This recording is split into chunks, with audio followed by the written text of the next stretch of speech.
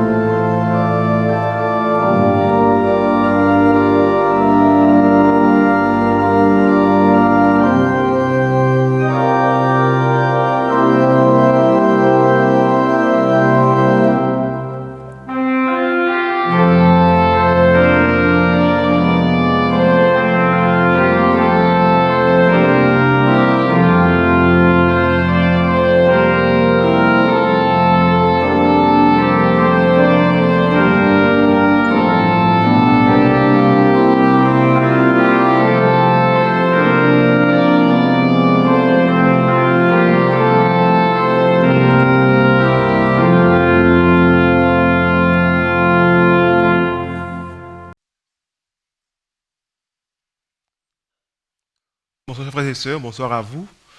J'espère que vous allez bien par la grâce de Dieu. Aujourd'hui nous sommes mercredi et nous devons passer un moment dans la prière. Un moment à méditer, à réfléchir sur la parole de Dieu, mais aussi à nous mettre en harmonie avec le plan de Dieu pour notre vie. Ce soir nous avons comme sujet l'effusion du Saint-Esprit, prépare le chemin pour le retour de Jésus. La puissance de l'Esprit de Dieu, la venue de l'Esprit dans nos vies, prépare le chemin pour le retour de Jésus. Prions ensemble et que l'Esprit de Dieu nous éclaire sur le message qu'il a pour chacun d'entre nous.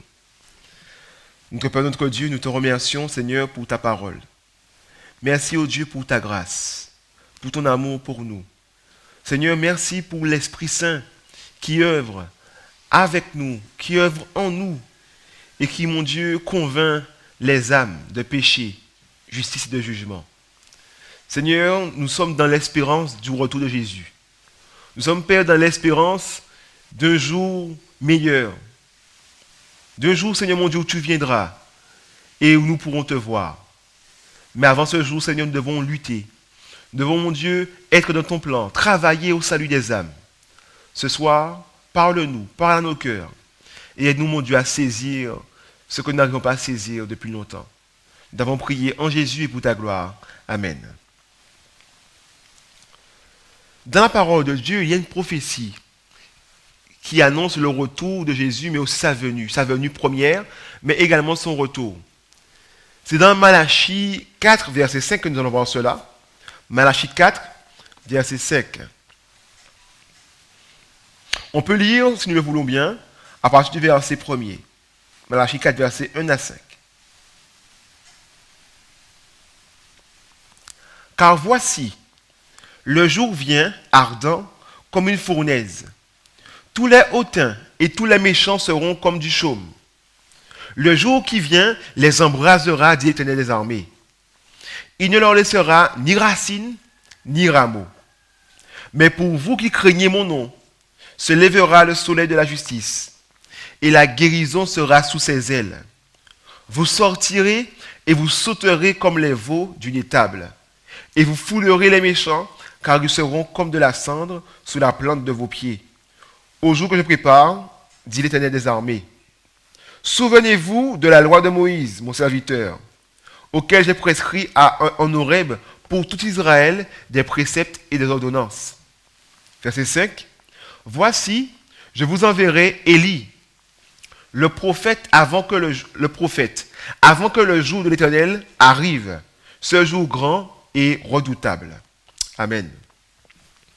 Le prophète Malachie a annoncé que Dieu enverra le prophète Élie avant le retour de Jésus, mais aussi avant sa première venue. C'est-à-dire, pas le prophète Élie d'une manière physique, mais le message d'Élie, l'esprit d'Élie, ce qu'il a accompli avec la même puissance, si ce n'est plus, le même esprit va accompagner aussi un message, ou bien un individu, un groupe d'individus, au retour de Jésus. Cette prophétie s'accomplit de deux façons. Le message d'Élie a été prêché à la première venue de Jésus et il le sera encore avant le retour maintenant prochain de Jésus. L'évangéliste Luc écrit que Jean-Baptiste a représenté le premier accomplissement de la prophétie de Malachie. On voit cela dans Luc 1, verset 17. Luc 1, verset 17.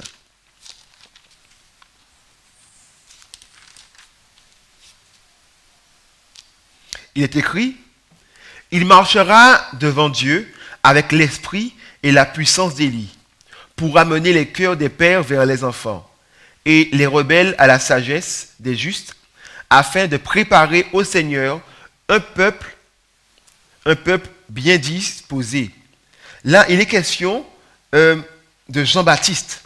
Et on peut le voir plus haut, au verset 13. « Mais l'ange lui dit, ne crains point Zacharie, car ta prière a été exaucée. Ta femme Élisabeth t'enfantera un fils, et tu lui donneras le nom de Jean. Il sera pour toi un sujet de joie et d'allégresse, et plusieurs se réjouiront de sa naissance, car il sera grand devant le Seigneur. Il ne boira ni vin, ni liqueur enivrante, et il sera rempli de l'Esprit Saint dès le sein de sa mère. Il ramènera plusieurs des filles d'Israël au Seigneur, leur Dieu. Il marchera devant Dieu avec l'esprit et la puissance d'Élie, pour amener les cœurs des pères vers les enfants et les rebelles à la sagesse des justes, afin de préparer au Seigneur un peuple bien disposé. Amen. Jean-Baptiste a accompli son ministère dans l'esprit et la puissance d'Élie. À la venue de Christ, cela veut dire que Jean-Baptiste a été rempli du Saint-Esprit et qu'il a prêché un message qui était loin de l'Esprit Saint pour préparer ses contemporains à la venue de Jésus. Chers amis, Jésus revient. Maranatha, ou comme dit Fred, voici l'époux. Nous sommes le peuple adventiste. nous attendons le retour de Jésus. Nous guettons les cieux. Nous guettons la parole de Dieu et les prophéties pour pouvoir être préparés et préparer aussi nos familles et le monde au retour de Jésus. Mais où est notre message? Où est le message que nous avons? Avec quelle puissance, quel esprit nous parlons? L'adventisme a perdu sa force. Je n'étais pas encore né. Certainement, peut-être vous non plus. Mais il y a plusieurs décennies, plusieurs années, un siècle, 2 siècles, peut-être un siècle plutôt, et quelques années, le message était prêché avec force. Le peuple qui avait le message des 3 anges se levait comme un seul homme et prêchait l'évangile. Ils avaient reçu l'Esprit de Dieu pour ouvrir la bouche avec puissance et autorité. Et aujourd'hui, l'adventisme est entré dans une phase de crise où la génération actuelle, même celle précédente, a perdu en vigueur. Et le message est présenté d'une manière à flatter, d'une manière simplement à ce que tout le monde soit d'accord. Avant, et je ne suis pas nostalgique, je n'y étais pas, mais je me dis que si cela s'est fait avant, on peut encore le faire aujourd'hui, et même mieux. Avant, on ne supportait pas les adventistes, non pas par rapport à leur mauvaise vie, non pas à cause de leur mauvais témoignage, mais à cause justement de leur bon témoignage, à cause du message qu'ils présentaient de manière verbale et non verbale.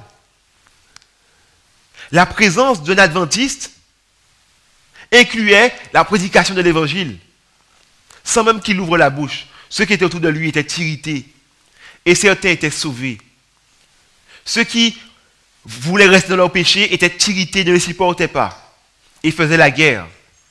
Mais ceux qui espéraient en Dieu trouvaient en eux l'espoir.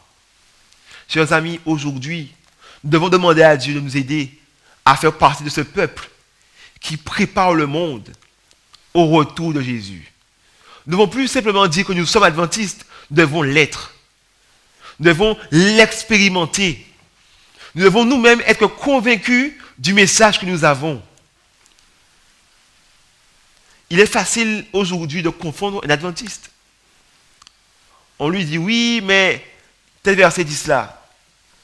Et aussitôt, notre bouche se ferme. Parce qu'on ne sait plus en quoi nous croyons. Nous écoutons des sermons des prédicateurs, comme à l'instant. Nous écoutons des prédications sur les réseaux. Mais nous n'étudions plus la parole de Dieu pour nous-mêmes. Nous ne crions plus à Dieu pour que Dieu se manifeste dans nos vies. Nous ne croyons plus en un Dieu personnel. Chers amis, réveillons-nous. Réveillons-nous. Parce que Dieu a proclamé cette prophétie. Pour le retour de Jésus également, l'esprit d'Élie sera encore là. Le message d'Élie sera de nouveau présent. Et pour ce faire, nous devons entamer cette préparation aussi qu'avait eu Jean-Baptiste. Car il s'était préparé à la mission que Dieu lui avait confiée dès le ventre de sa mère. En quoi faisant? Luc 1, verset 15, nous l'avons lu. Il est dit, car il sera grand devant le Seigneur. Il ne boira ni vin, ni liqueur enivrante, et il sera rempli de l'Esprit Saint. Chers amis, nous devons chercher à être lucides, chercher à bannir de notre alimentation toute chose qui va troubler notre esprit. Nous devons nous mettre en harmonie, en accord avec le message de la réforme sanitaire. Nous devons choisir d'offrir notre corps volontairement comme un sacrifice vivant, saint, agréable à Dieu. Nous devons donner à Dieu le meilleur de nos facultés. Lorsque le verset de la parole de Dieu nous dit d'aimer Dieu de toute notre force, de toute notre pensée, de tout notre être, cela veut dire que je dois faire en sorte de développer mes forces d'une manière telle que je vais louer Dieu, adorer Dieu, aimer Dieu avec l'excellence de mes forces. Et non pas atrophier mes forces, diminuer mes forces et aimer Dieu avec toute la force faible que j'ai. Non, je dois développer ma force, développer mes pensées, développer mon être tout entier pour donner à Dieu le meilleur. Jean-Baptiste ne buvait ni vin, ni liqueur enivrante. Il gardait l'esprit clair. Parce qu'il devait être un réceptacle du Saint-Esprit. Il devait être une habitation de Dieu en esprit. Il devait être un instrument docile et puissant dans les mains du Seigneur. Parce qu'il savait quelle était sa mission. Il savait qu'il devait préparer le chemin pour la venue de Jésus. Nous, aujourd'hui, savons-nous quelle est notre mission? Nous devons préparer le chemin également pour le retour de Jésus. Nous devons préparer le chemin pour que Jésus puisse venir dans les cœurs de nos amis, de nos familles, de nos enfants, de nos épouses, nos oncles, nos tantes, nos mères, nos pères, nos voisins, nos collègues, notre quartier, notre résidence. Nous devons travailler avec acharnement pour que ces personnes puissent savoir que Jésus revient vraiment. Mais pour ce faire, nous n'avons pas la force. Nous sommes faibles. C'est une mission qui est trop grande pour un homme. On a honte vite. On n'imagine pas aller s'exposer comme cela vers nos voisins, vers nos collègues, vers notre patron. On tremble. On ne sait pas quoi dire. Mes chers amis, c'est l'Esprit de Dieu qui mettra les mots dans notre bouche. C'est l'Esprit de Dieu qui rendra nos paroles puissantes par la vertu de Dieu. C'est l'Esprit de Dieu qui accomplira en nous cette parole de Dieu. Ce n'est pas nous. Notre part est de nous laisser diriger par Dieu, d'obéir à Dieu. Notre part est d'éloigner ce qui pourrait nous disqualifier pour le service et pour la mission. Vin, liqueur enivrante, toutes les choses dans notre alimentation qui sont nocives,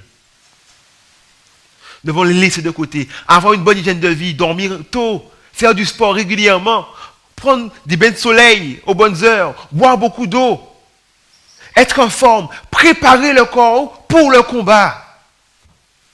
C'est pour que lorsque Dieu nous dise, je t'appelle, viens mon enfant, j'ai besoin de toi, que nous soyons prêts à recevoir l'Esprit de Dieu dans la plénitude.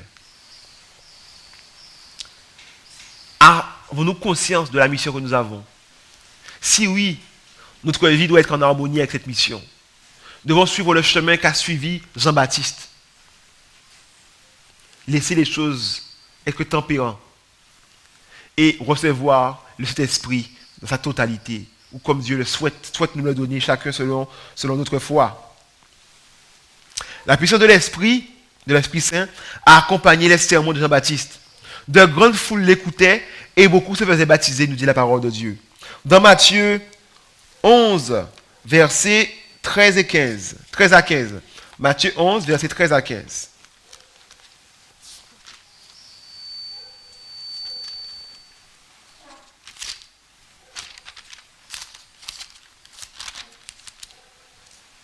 À 15.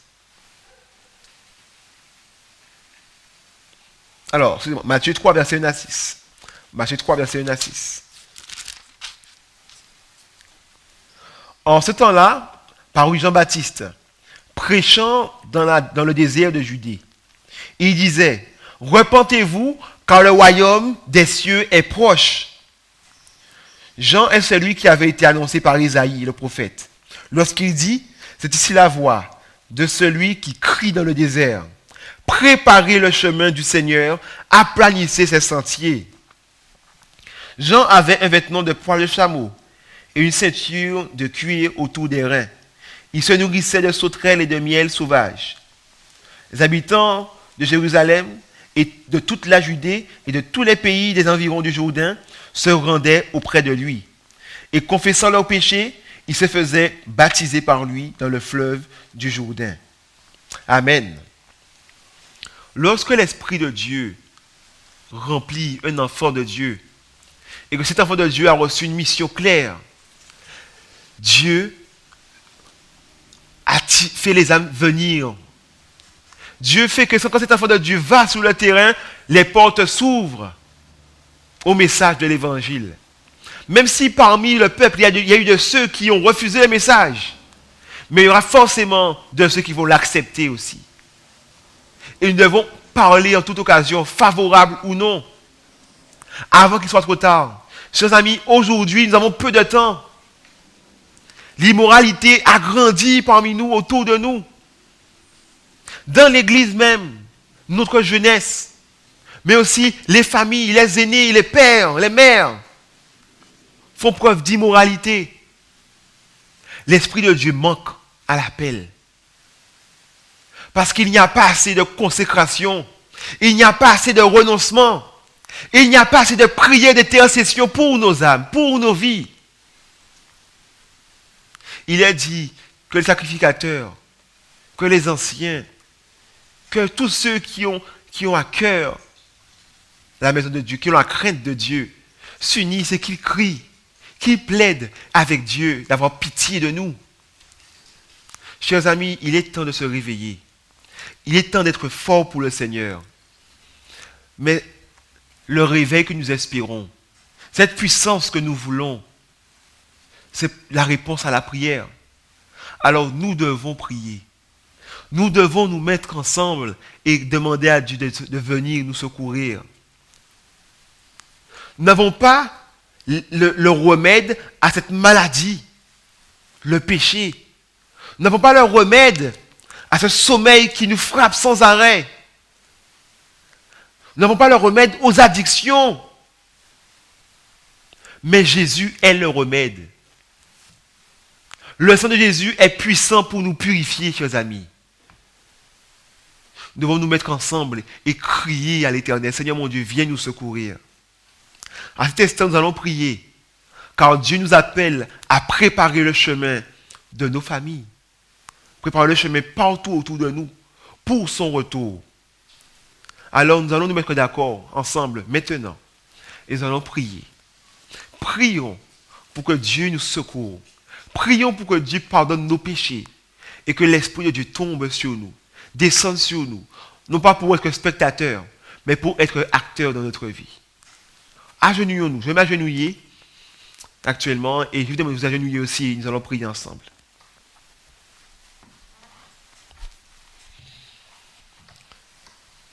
Seigneur notre Père, notre Dieu, en cette soirée, Seigneur mon Dieu, en ce mercredi, nous te supplions de venir à notre secours. Père, tu nous as appelés à être tes disciples, à être tes héros, tes messagers. Seigneur mon Dieu, nous voici, mais vois nos mains faibles, vois nos corps chétifs, Seigneur mon Dieu. Père, vois nos esprits troublés, tourmentés. Vois notre faible volonté, Seigneur. Père, nous avons tant de séquelles, tant de traumatismes, tant de difficultés en nous. Le péché, Père, nous enveloppe facilement. Et sans arrêt, nous avons à rougir devant toi. Mais, ô Père, nous venons grâce à Jésus, à cause de Jésus. Parce que, Seigneur mon Dieu, il nous a révélé ton amour pour nous. Seigneur, Jésus est venu et il a brisé nos chaînes, brisé nos liens. Alors, Père, que nous étions dans les ténèbres, que nos œuvres, mon Dieu, nous condamnaient, nous éloignaient de toi, Jésus est venu et il a pris ce qui nous enfonçait dans le péché. Il a pris nos manquements, nos infirmités, et il s'en est paré. Et il a payé le prix, mon Dieu, à notre place. Seigneur, mon Dieu, merci. Aujourd'hui, Seigneur, nous voulons nous lever ensemble et te demander, Seigneur, de nous accorder le message. Aide-nous, Père, à ouvrir nos bouches. Et aide-nous, mon Dieu, à manger ce rouleau comme Jérémie l'a mangé. Seigneur, mon Dieu, donne-nous la puissance de ton esprit pour pouvoir, mon Dieu, avoir ce message d'Élie aujourd'hui et d'annoncer, mon Dieu, aux âmes de se repentir, de confesser leurs péchés, car le royaume des cieux est proche. Car tu reviens, Seigneur, mon Dieu. Père, donne-nous la puissance aussi d'accomplir des miracles, afin, Père, que ceux qui sont dans des difficultés puissent recevoir, mon Dieu, de la grâce que tu nous as confiée et qu'ils soient guéris, mon Dieu. Que ceux qui sont aveugles puissent voir, Que les boiteux, mon Dieu, puissent marcher. Seigneur, mon Dieu, que ceux qui sont alités puissent se lever, mon Dieu, pour proclamer la puissance de l'Évangile. Seigneur, nous voici. Cette prière, mon Dieu, est faible, mais je crois qu'en Jésus, mon Dieu, elle est puissante. Car Jésus, mon Dieu, prendra cette prière et la rendra parfaite devant toi. Père, nous voici. Réveille-nous, secoue-nous. Bénis, Père, l'Église, bénis la direction de l'Église, la fédération, l'union, mon Dieu, les divisions, la conférence générale, les missions, Seigneur, les districts. Ô Seigneur, notre Dieu, rends-nous puissants. Que cette pandémie, mon Dieu, n'est pas pour, malheureusement, une finalité de nous avoir affaiblis. Mais au contraire, mon Dieu, que nous puissions être forts, puissants, pour pouvoir, mon Dieu, nous lever comme un seul homme et parler, mon Dieu, fidèlement à ta parole. Nous avons prié, Seigneur, mon Dieu, en Jésus et pour ta gloire. Amen. Je vous invite à prendre avec moi Apocalypse 14, versets 6 à 12. Apocalypse 14, versets 6 à 12. Quand nous avons un message, nous avons reçu un message, et voici le rouleau que nous devons manger. Voici le rouleau que nous devons mettre dans notre bouche et digérer, mâcher, prendre les énergies de ce message et le rendre accessible à ceux qui ne l'entendent pas. Apocalypse 14, versets 6 à 12, nous dit: Je vis un autre ange qui volait par le milieu du ciel, ayant un évangile éternel pour l'annoncer aux habitants de la terre, à toute nation, à toute tribu, à toute langue et à tout peuple. Il disait d'une voix forte: Craignez Dieu et donnez-lui gloire, car l'heure de son jugement est venue, et adorez celui qui a fait le ciel, et la terre, et la mer, et les sources d'eau. Et un second ange suivit en disant: Elle est tombée, Babylone, la grande, qui a abreuvé toute la nation du vin de la fureur de son impudicité. Et un troisième ange les suivit en disant d'une voix forte: Si quelqu'un adore la bête et son image, et reçoit une marque sur son front ou sur sa main, il boira lui aussi du vin de la fureur de Dieu, versé sans mélange dans la coupe de sa colère, et il sera tourmenté dans le feu et le soufre devant les saints anges et devant l'agneau. Et la fumée de leur tourment montre au siècle des siècles, et non de repos ni jour ni nuit, ceux qui adorent la bête et son image, et quiconque reçoit la marque de son nom. C'est ici la persévérance des saints, qui gardent les commandements de Dieu et la foi de Jésus. Amen. Ce message d'Élie des derniers jours a pour but de préparer les gens pour le retour de Jésus-Christ. Exactement comme Jean-Baptiste devait être rempli de l'Esprit Saint pour pouvoir annoncer le message d'Élie à son époque. Les croyants de la fin des temps doivent aussi être remplis de l'Esprit Saint pour pouvoir prêcher ce message spécial au monde d'aujourd'hui. Chers amis, où est notre foi? Qui sommes-nous? Tournons-nous vers la croix. Regardons à Jésus. Levons les mains vers le ciel. Prosternons-nous, couchons-nous sous le sol. Mais ne quittons pas la croix. Ne quittons pas le lieu de la délivrance tant que Dieu n'est pas venu nous secourir. Avant d'aller prêcher aux autres, nous devons recevoir le message. Avant d'aller ouvrir notre bouche pour dire aux autres que Jésus revient, Jésus doit déjà revenir dans nos cœurs. Préparons-nous. Jésus revient. L'Esprit Saint a pour mission de nous accompagner pour pouvoir préparer le monde pour le retour de Jésus. Chers frères et sœurs, que Dieu nous bénisse. Persévérons dans la prière. Et nous allons prier de nouveau afin de mettre fin à ce moment ensemble. Après la prière, je vous inviterai à prier aussi chez vous et à reconsidérer les messages des trois anges et à vous en imprégner. Nous, Père notre Dieu, nous te remercions encore pour ta parole. Seigneur mon Dieu, fortifie-nous, secoue-nous mon Dieu, réveille-nous. Ne laisse pas Père Satan nous endormir ou nous ramener mon Dieu dans les ténèbres, car nous sommes des enfants de la lumière. Père, merci pour tout. Veuille nous remplir de ton esprit selon notre foi. Veuille, Seigneur mon Dieu, nous conduire dans la repentance, dans la confession.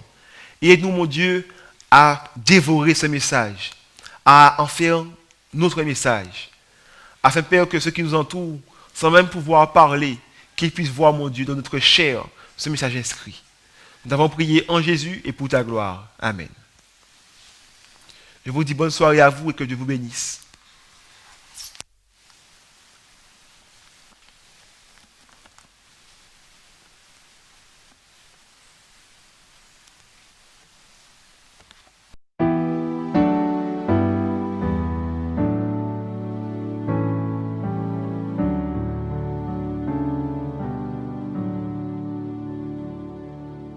Écoute, c'est